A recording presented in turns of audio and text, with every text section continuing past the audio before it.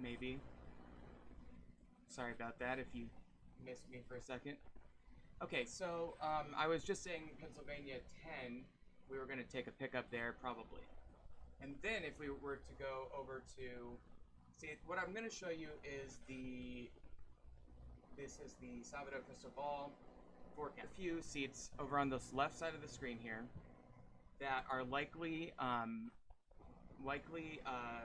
Democratic pickups. We've got Alabama 2, California 13, 27, Iowa 1, Nebraska 2, which is looking good, New York 4, which is looking good, New York 19 and 22, and then Oregon 5. So even if we won like 5 of those, 9, we would take the House back. Okay? So the reality is that I think that we're likely to still take the House, but also we're going to lose the Senate for sure almost. And the presidency, I would say, is like 90-10 going to Trump. So that's the first thing I wanted to talk about. And then the second thing I would say, let me just see if people are still able to see this stream. I'm very concerned about the stability of the stream. Okay. Sorry, I had to start a second stream for those who were watching the first one there, whatever. Okay, so like I said, I think if we win just a few of these red colored seats in this Democratic leaning districts, we will still take the House. We only need 5. We're looking good in Alabama 2. California ones are going to take forever to get called. Marion Miller Meeks in Iowa 1 looks quite doable. Let's take a look at that one actually. Here's kcci.com. We'll see how we're doing on this. And then they called it for Feenstra, they called it for Hinson. Those are the 2 least competitive districts. It looks like none has taken a lead indeed in this Iowa 3 district, which is what I expected. And then it looks like the Democrats has taken the lead down in District 1 with 82% reporting. I expect the Democrat to win Iowa 1, and I expect none to hold on in Iowa 3. But even so, I think that will lead to a overall thin Democratic margin in the U.S. House of Representatives, which is important because when Trump probably, if he wins, it's important to have a Democratic House to check his dictatorial powers, so to speak. He's the type of person that would do bad things, and the House being Democratic at least will cushion that blow. Okay, so let me just go back to, where did I put it? I have so many tabs open, guys. Okay. So, yeah. Let me just kind of ignore the election for a second, because I'm pretty sure I'm right about all this. Republican will win the Senate 52 to 48 or so. Democrats will take the House narrowly. Trump will win the presidency narrowly, but still. What does that mean? Well, what it means is that we're going to deal with another 4 years of bullshit. And frankly, Donald Trump may not make it the 4 years. He will absolutely 100% be able to get out of his criminal trouble. He will not be subject to criminal prosecution any further. Just don't even think about it. Just don't even, waste energy on that one. What else will he do? He will appoint at least 2 Supreme Court justices. Sam Alito and Clarence Thomas will retire, and so we'll have a 6-3 right-wing majority on the Supreme Court for quite a few years, I'm sorry to say. Even John Roberts, the Chief Justice, may retire as well. So that's not good. The Supreme Court is going to be a right-wing institution for a generation, probably. What else will happen? Trump will he'll try to dismantle the administrative state. So he'll start taking away, environmental regulations. He'll try to kick people off of Obamacare and undo Obamacare as much as he can. He'll make it easier for industry to pollute, or he'll try to relax labor standards. He'll do all these things. He'll probably fire Lena Khan at the FTC and make it easier for companies to become monopolies. He'll probably deregulate the federal election, or, appoint right-wing people to the Federal Election Commission, thereby making it easier for corporations to donate to candidates and so forth and so on. Long story short, it's going to be horrible. But here's the thing, guys. We already knew our country was like this, didn't we? I mean, honestly, if you weren't ready for Trump to potentially win, then you were not paying attention in 2016. I mean, the choice was equally clear both years. In 2016, I mean, look, not everybody loved Hillary Clinton, but rationally speaking, she was not a fascist. Donald Trump was. So they voted for the fascist. We got 4 years of fascism, and we barely escaped it. Like, Joe Biden barely won. Do you remember the election in 2020, by the way? I know that up here it says 306 to 232, but do you know the three states that Joe Biden won in Pennsylvania, where he won by about 70, or about 70,000 votes. Michigan, he won by about 150,000 votes. Wisconsin, he only won by 20,000, 20,000 votes or so. Do you realize that if he had, and like Georgia, so okay, let's take the three closest states, because he had to win three of those five: Wisconsin, Michigan, Pennsylvania, Georgia, Arizona. If you take Arizona, he only won by about 11,000 there. He only won by about 11, almost 12,000 in Georgia, and in Wisconsin, he won by about 20,000. So if you add those three numbers together, you get about 44,000 votes. That's how much Joe Biden won the presidency by. It is not crazy that Harris is going to lose by a similar margin, probably. All right, that is just the way. That's how our country is. Our country is like proto-fascist. We're like on the verge of having people making it illegal to get gay married and like taking away abortion and all this stuff that they want to do. That is what half the country wants to do. And you know why? They don't even care about some of those issues. You know why they want to do that? Because they like Donald Trump's like economic agenda. It's like how Mussolini made the trains run on time, like they like the trains running on time, so they don't care that he's murdering his political opponents and blah blah blah. I mean, I'm trying to be a little bit flippant here, but obviously I literally think Trump is a fascist. I literally think he's the type of guy that would lead our country away from democracy into a system of authoritarian, violence-oriented governance that's just dreadful. And so I'm very upset and scared about that, yes. But we have been here. We have been in this place for a while. And whereas I hoped we had found a way to like narrowly avoid it this time, we just didn't. We missed it. So first thing I would say is just get down in the dumps. Get used to this feeling, because it's like this is the country you live in, okay? You don't live in a real like liberal democracy. You just don't. You live in a country where half the population will vote to take away your rights just because they want milk to be 30 cents cheaper, even though it won't even be 30 cents cheaper because Trump had nothing to do with the price of milk. That is the country you live in. You live in a country where people care more about the sort of abstract right to own a machine gun than children not dying in school. You live in a country where if women die in sepsis in a parking lot at a hospital waiting to become medically in need of an abortion, that's okay because at least we're protecting stem cells. You live in a country where like the 3 trans people in Utah trying to play sports is a bigger problem than like children starving in places where they don't have enough food. You live in a country where people living on the coast of Louisiana and Florida whose houses are literally being swallowed up by water don't believe in climate change because a Democrat said it. That's the country you live in. In some ways, you need to accept that. You just need to be real about that. You don't live in Elysium or okay, let's avoid supernatural places. Okay, you don't live in Sweden. You don't live in Berlin, Germany. You don't even live in London, England. You live in the goddamn United States of America. We are a right-wing conservative, proto-fascist country, and we have the most military power in the world by a long shot. And it sucks. We need to change this country dramatically, but right now, we just didn't.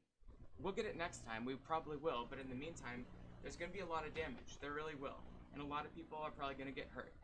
And the best thing you can do now is steel yourself for this next 4 years. I mean, just maybe think more about your local concerns and needs. Don't worry so much. I mean, Trump's gonna fuck up. He's gonna get unpopular almost immediately. I wish the people would understand that right now rather than wait 6 months for him to drop to 32% approval rating. Wish he had that now, but so be it.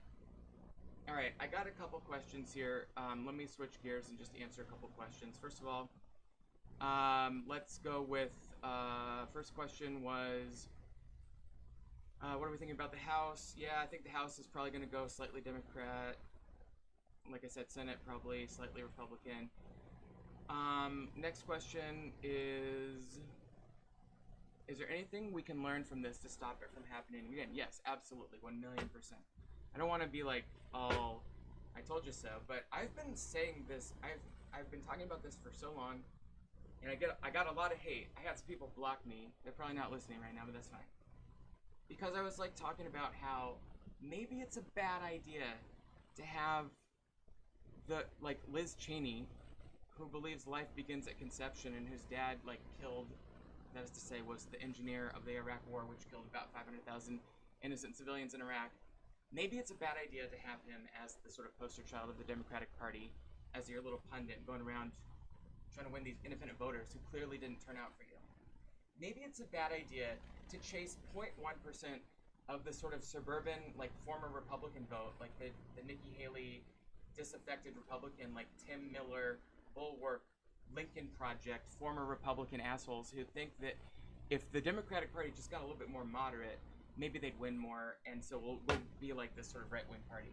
No. Here's how we could have won, and I apologize for being a little bit self-righteous here. Maybe, just maybe, instead of going after the 0.1% of disaffected Republicans, we should have gone after our base. Crazy idea, huh? Maybe instead of going after, like, the fucking suburbs that clearly didn't work out, let's look here. When we go back to Philadelphia County, I'm just going to obsess about this county all night. This is, like, this is, like, the thing that you can, like, learn the most about from this election. Okay? Maybe we should have been trying to crank up turnout in Philadelphia County. Okay?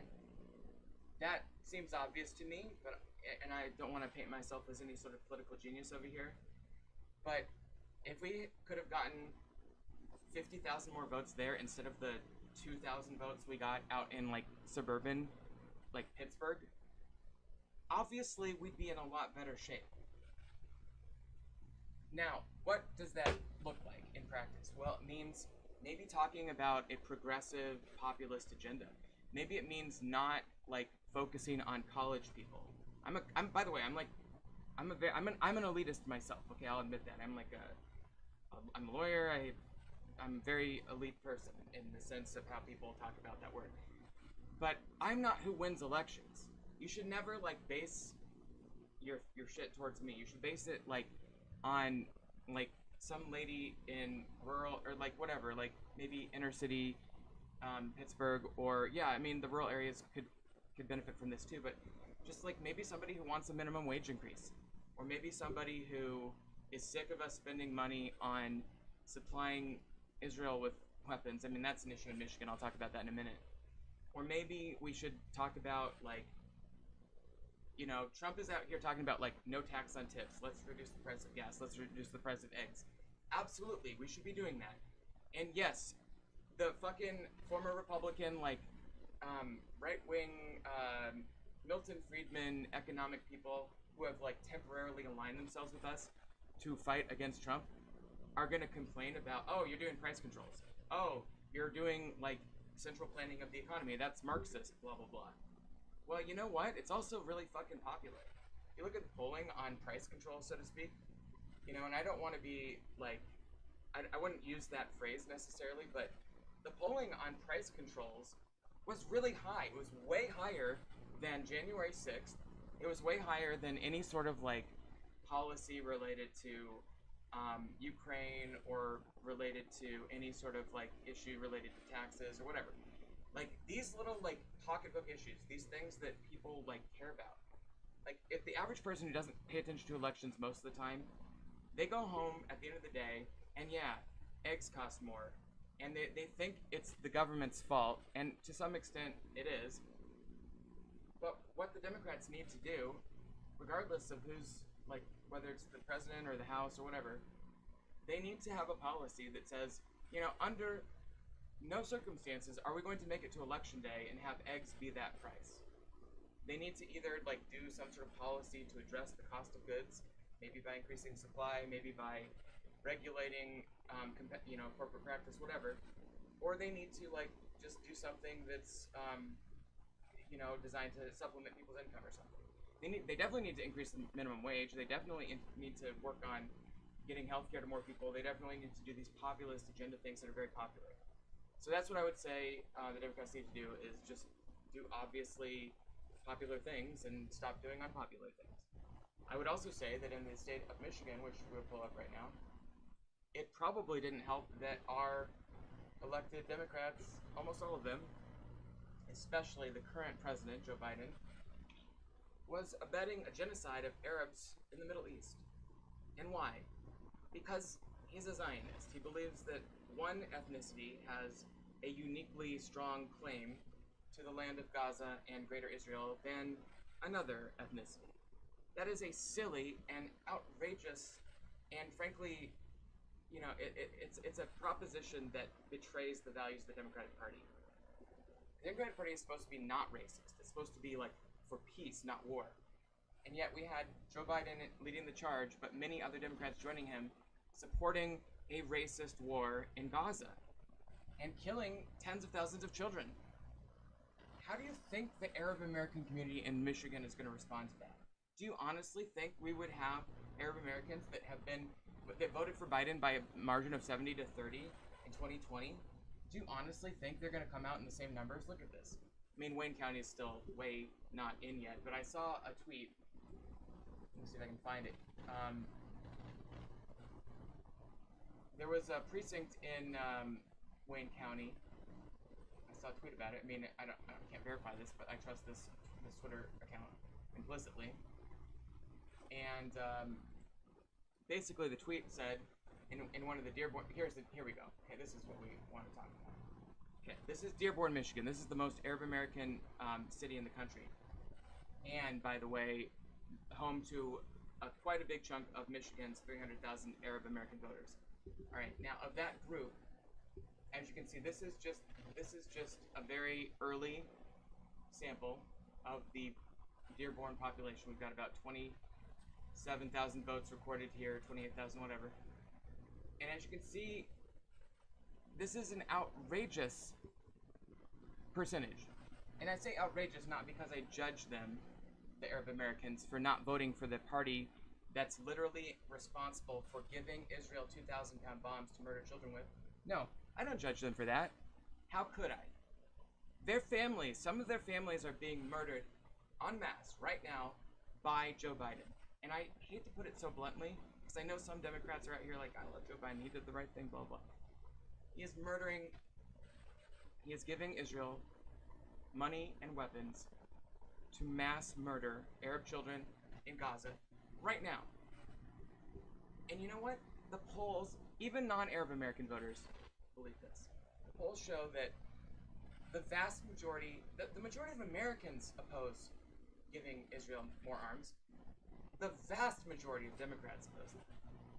And certainly when you see numbers like this is early, so I don't want to like make a huge judgment here, but my God, if this holds up, if Harris wins only, what is this going to be, like 32% of the Arab vote against Joe Biden 70%, that means Harris is going to lose a net like 80,000 votes in Michigan just from Arab American voters alone.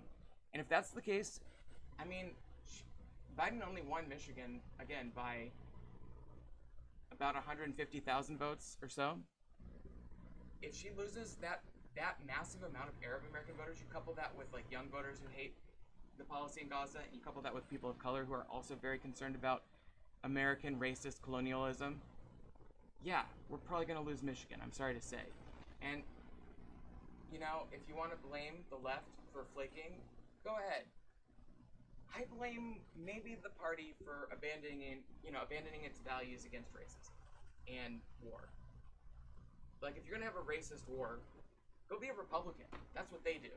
Why are we doing that? We're doing that. And I'm sorry that we're getting punished for it by the Arab American communities who have lost their families overseas. But that's what the consequence of bad policy is. If we had a policy that said, you know, we're not going to give money to starving, people who are, you know, food insecure. If we just got rid of SNAP benefits all of a sudden, would we not expect SNAP recipients to like not vote in the same numbers for us anymore? That's just normal politics. And maybe you can make an argument, well, it shouldn't be about, you know, catering to identities or communities or whatever. But honestly, if you look at the history of all politics throughout all time, that's what all politics is. I'm sick of this complaint about identity politics. All politics is identity politics. I mean, that's how you win elections. You get a faction of more than half of the various sub-factions in your community. It's literally like all politics is defined by various identities. It's silly to think otherwise. So maybe we can get over complaining about identity politics too, and maybe we can learn from that. To those who are still watching, God bless you. I'm getting bitter and mad now, but let me go back to like being productive. Okay, so how are we going to be productive? I say focus on local. Focus on your state. Focus on your city. Work with people to like figure out ways around Donald Trump's tyranny for a little while. I mean, let me tell you this. If you have money and you want to move out of the country, I mean, I guess I can't blame you. But most people don't. Most people are not in a position to move out of the United States of America to flee Donald Trump. And in some ways, I think it's cowardly to do so. I say we stay here. We work on talking to people. We work on fighting for the next battle. You know, we're prepare ourselves for the next election. We have to win this back.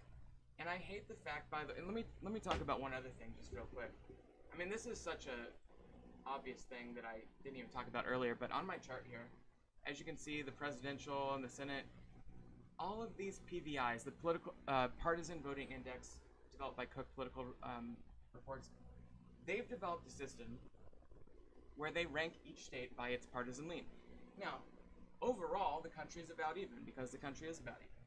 But sadly, Democrats cluster up in liberal states like California, New York, etc. And I don't blame them. Those are more fun places to live in most cases. And they have better rights for marginal people. But as you can see, every single presidential swing state is supposed to work out a little bit in the Republicans' favor, I'm sorry to say. Like, these are the weights that, you know, you can judge by party registration, by former, like, election outcomes, etc. The Democrats have a history of overperforming relative to the PVI just a little bit to win these national elections, but it's not crazy. It's not irrational to have a Republican win marginally in these states. Same with the Senate. The Senate, every goddamn single, you know, Senate seat that was up for election this cycle. By the way, I'm drinking, so you can probably tell. And you should be drinking too. I cannot stress that enough. You should absolutely 1,000,000% be drinking right now. But every goddamn Senate race this cycle, I'm going to exclude West Virginia. I just put that in to note that it was a flip. We had 1, 2, 3, 4, 5, 6, 7, 8, 9, 10 competitive Senate seats. Now, get this. Here's the fun thing. We're probably going to win, I'm guessing that one, that one probably, and maybe that one. We're going to lose this one, and we're going to lose, I'm not sure about that one. This one we might win. We're going to lose that. We did lose that one. We did lose that one. And we did lose that one. And we lost that one. Okay. So, long story short is, of the 1, 2, 3, 4, 5, 6, 7, 8, 9, 10, 11, let's call it 10 Senate seats that were up, we're going to win 5, and they're all weighted towards Republicans. That means the Democrats are overperforming relative to the handicap that we have. But the point that I'm trying to make is that our electoral system, our map, favors land over people. Why is that? Because the Senate, every single state gets 2 votes. But there's not 2 votes worth of people in every state. Wyoming has 300,000 some people. California, I want to say 27 million, roughly. That means Wyoming, those 150,000 people per vote. California, 14 million people per vote. Not fair. Not fair whatsoever. The Senate is an anti-majoritarian institution. It's terrible. Okay? But the point is, if that's the structure of our democracy, we have to win more than half of a right-wing, like structurally right-wing institution. Then yeah, when Democrats like have a normal baseline candidate, we're gonna lose a few seats. And I'm sorry to say that. And then the other thing is the Electoral College itself, 538 electoral votes. Guess where 100 of those votes come from, of the 538? From the anti-majoritarian, conservative-leaning Senate. Now, then you add to the fact that most states are winner-take-all, so when Democrats come, 45, 55 in Texas, we still lose all 40 electoral votes. I mean, the same could be said about California. I mean, the truth is that, in reality, the national popular vote usually mismatches against the Electoral College by about 3% or so. So in other words, we often win the popular vote and then lose the Electoral College. Long story short is our system has a structural advantage for Republicans and conservatives right now. And the only way to even address that is for the Democratic Party to find a way to win among small rural states. Can we do that? Maybe. I hope we can. We need to find a way. Because if we don't, we'll never win the Senate again, and thus we'll never have any chance of passing an abortion bill or a tax bill or whatever. We'll never do health care, for sure. So, how are we ever going to do that? Well, it's going to require hard work, political realignment, time, luck, I don't know.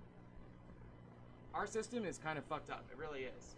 I think the only realistic way we can win back our American democracy is to give the Republicans 4 years to fuck it up, or whatever. And then when they're done fucking it up, we need to tell the American people, hey, they fucked it up. Now you come out and give us a chance. And we gotta rebrand ourselves and be much better. We can't be doing genocide in Palestine. We can't be doing like, oh, Liz Cheney, no problem. We can't be doing like, fracking's okay, or whatever. Like, we're not gonna lose Pennsylvania over the goddamn fracking issue, okay? So, this is just a ridiculous thing. Let's go back to Pennsylvania. I keep going back to Pennsylvania. I hope you don't mind. Where did I put Pennsylvania? I think I got rid of Pennsylvania. So, the reason we're gonna lose Pennsylvania isn't because of goddamn fracking, I guarantee that. The reason we're gonna lose Pennsylvania is because we didn't inspire people who are struggling in places where Democrats have strength, like Philadelphia, to come out and vote for us. That's why we're going to lose Pennsylvania. We're not going to lose Pennsylvania because some like moderate in the Philadelphia or Pittsburgh suburb didn't want to vote for us because we're too hard on guns. We're going to lose Pennsylvania because like some 23-year-old who like smokes marijuana every day isn't going to come out and vote for the Democrat because like because of some tax policy that Harris is like, oh, we'll have like a small business loan thing. Nobody fucking cares about that. Nobody fucking cares about any sort of like technocratic like thing to invest in the small business or whatever. They care about minimum wage. They care about like, I make $36,000 a year and I can't feed my kid. How do I afford food better? They care about maybe like having some right, like the ability if they got pregnant unexpectedly to handle that. And then frankly, the Democrats did not fumble the ball on abortion. They fumbled it on other issues. So my point is that the whole idea that some of these states we lost because we didn't moderate enough is silly. We moderated way too much. Think about it this way. Let me go back to my spreadsheet. Let me just kind of do a visual example. Think of these boxes here as the political spectrum, okay? Now let's say this is the right wing, and let's say this is the left wing over here. I know it's backwards, sorry about that. Whatever. Now, 1, 2, 3, 4, 5, 6, 7, 8. Let me just, for simple math, move this over 1. Okay, so we got 10 boxes, okay? Now, obviously, to win the election, you need to win 1, 2, 3, 4, 5, and maybe into the sixth box, right? 1, 2, 3, 4, 5, and into the sixth box. How do you win those boxes? Okay, let's go with the Republican angle here. How do the Republicans win? Well, they need to get all their boxes checked. Now, how do they get all their boxes checked? Well, you can focus on this box for sure. This is the sixth box over here. Or you can focus on like the third and fourth boxes. Because the thing is, if the Republicans were to focus on the sixth box, they would lose energy over on their flank. Okay? Same with the Democrats. They would need to focus on these boxes, these six boxes, to win a national majority. Now, if they focus on this box too much, they lose energy over here. So where do you actually need to focus? It turns out, statistically, if you look at the presidents who have won, they focus on the middle of their coalition. Not on the far left, not on the middle, but right in the relative middle. So, in other words, not in the middle of the overall political spectrum, they focus on the middle of their coalition. They appeal to both the moderates and the partisans. It is so obvious to me, but maybe not everybody agrees. And that is how you win elections. You need to appeal to both the base and the partisans on the edges. You cannot simply appeal to I'm sorry, I said you need to appeal to both the base and the moderates. You cannot appeal only to the moderates. And that, I feel like, was the main strategic mistake of Kamala Harris. And frankly, it wasn't even her. She and Tim Walz were doing great early on. They had a pretty sizable lead early on. What happened was Jen O'Malley Dillon, the campaign manager, got in there and it's like, we got to go all Biden and we got to go all focus on the moderate suburban, housewives that are going to come out in droves. And you know what? They didn't. They didn't. We should never have done that strategy. It was a bad move, and that's why we lost. Or we're probably going to lose. Anyway, I hope this was helpful to everybody. If anybody has any questions or thoughts or needs support, I'm here for you. We've been through it before. My advice, have less faith in America. It sucks. I don't want to say America sucks. America has potential, but the people right now, they suck. They really do. They voted for a fascist tonight, and it's probably what's going to happen. Let me take one more look here. Yeah, 75% in. We're only up by 350,000. Let's see. Let me do a quick math one. Let's see. That's about. We might get another. We might get another 80,000 if we get 80% of 80,000. 64,000 against 3,600. Which means we net 28,000. That's not nearly enough. Yeah, we're not going to win. We are going to lose Pennsylvania for sure. Anyway, just have less faith in America. You'll be fine. We will get through it. I promise.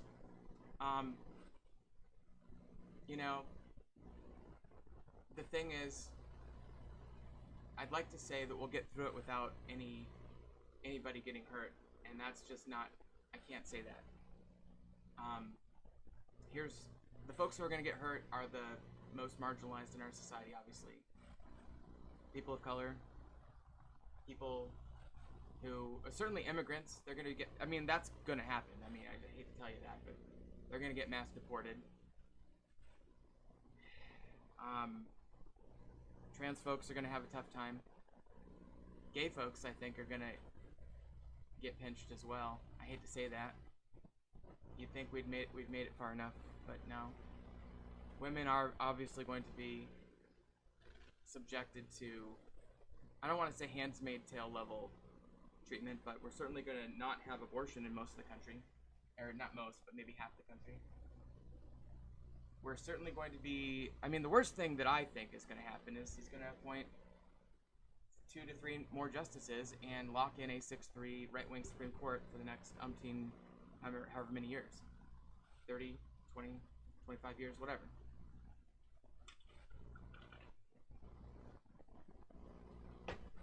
I'm not sure what to expect, but what you need to do at a time like this is just don't think of America as this savior for your life. You gotta save your own life. You gotta develop a tight, supportive community locally. You gotta rely on your friends, your family, people who love you. If the federal government comes in and says, we're not gonna protect abortion rights, and your state doesn't either, then we're gonna have to work with blue states to create networks of support that allow women or people who can give birth to go to those states and have their abortion procedures there. If your state doesn't allow for gender affirming care, we're going to have to work with states that do to get folks out of states that don't, and either temporarily or permanently, but one way or the other, we're going to have to make those corridors happen. If your state doesn't allow, doesn't have any sort of like healthcare, or like doesn't do Medicaid support for Obamacare, you know, that sort of stuff, you know, we're going to have to, I mean, I don't know about that one. That one's tough. We may just have to live in a society where everybody goes bankrupt for medical bills for a while until Trump gets out. Certainly, anybody with student loans, like I have a shit ton of student loans, and guess what? You know what tonight means for me? I'm not going to get out of my student loans for another 4 years. I was looking forward to that, but now I will not. I will not get my student loans forgiven because Donald Trump is going to be president, and he's going to institute a policy of not reversing he's going to just get rid of public student loan forgiveness, basically.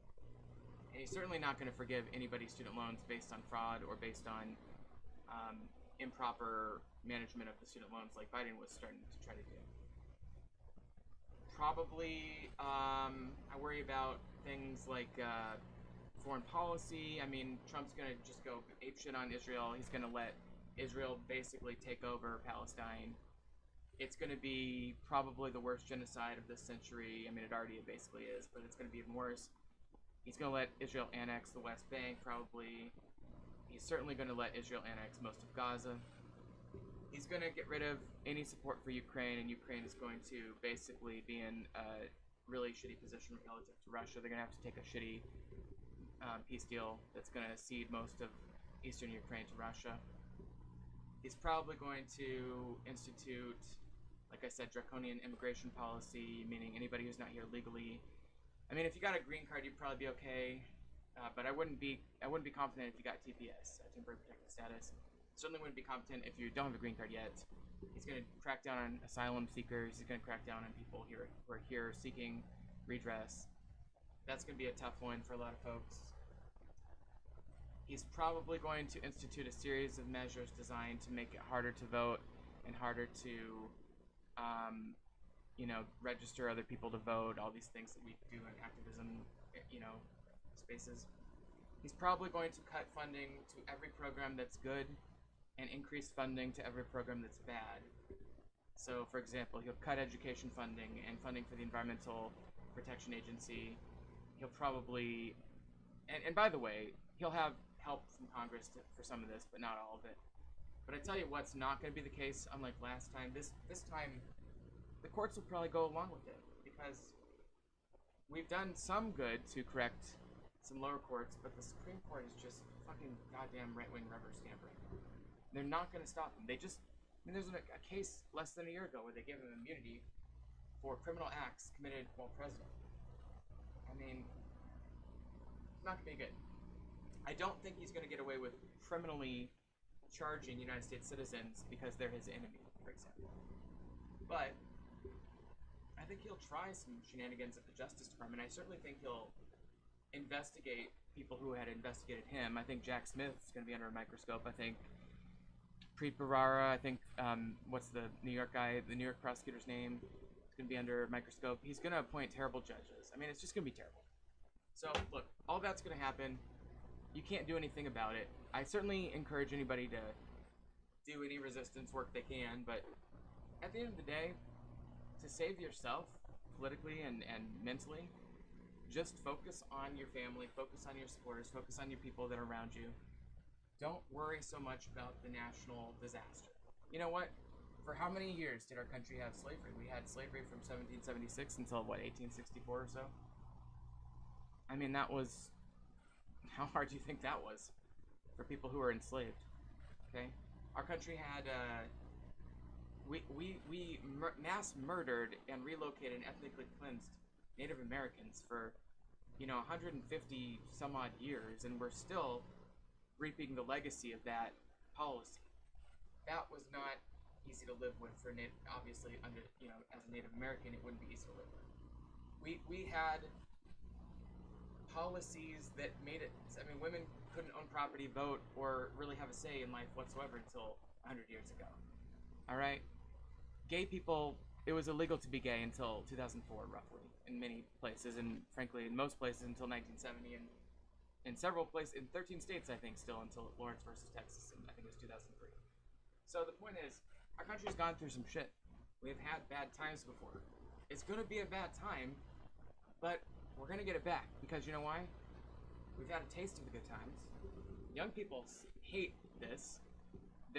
And sadly, they didn't hate it enough to go out and vote in big enough numbers. But you know what? Old people let them down. Honestly, you can't blame an 18-year-old for not going to vote because Kamala Harris did a policy about allowing old people to not spend down their assets before they qualify for Medicaid to pay for their nursing home. Young people don't know about that. They don't give a shit about that. They can't. How are they going to pay attention to that? Which is a good policy, by the way. Let me be clear.